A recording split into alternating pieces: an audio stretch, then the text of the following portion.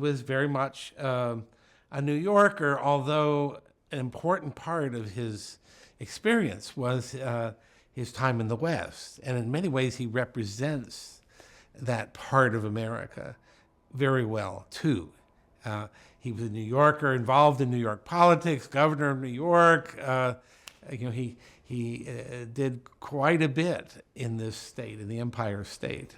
He's sort of as an imperial guy, and he wanted to have the United States to have an imperial role in the world. He was not at all bashful about that. He wasn't bashful about the ways in which that role might conflict with certain other commitments, as in the Declaration of Independence, for example, to the idea that the government is legitimate only when it's grounded in the consent of the governed, which is not a guiding principle of imperialism.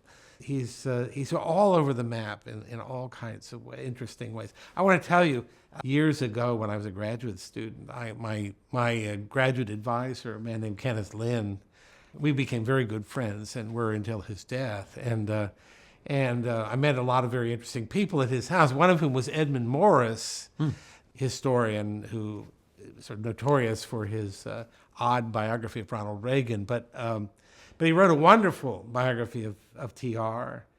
And we had lunch with him at Kenneth's house. And I asked him why he chose Theodore Roosevelt as his subject. And he said, oh, it's very simple. Theodore Roosevelt is America. He is America. He's America in all of its greatness, in all of its flaws, in all of its energy, in all of its cupidity and fecklessness. It's all there. That's stuck in my mind as I don't know that it's entirely accurate, but it's a good starting point for thinking about why he fascinates us, why he's such a endlessly interesting topic of conversation. And there's a wonderful saying. I get some of these off my chest here early on.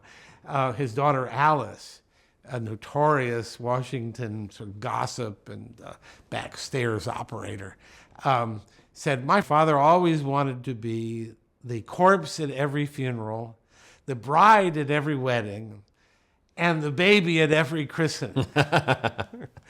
In other words, he wanted to be the center of attention.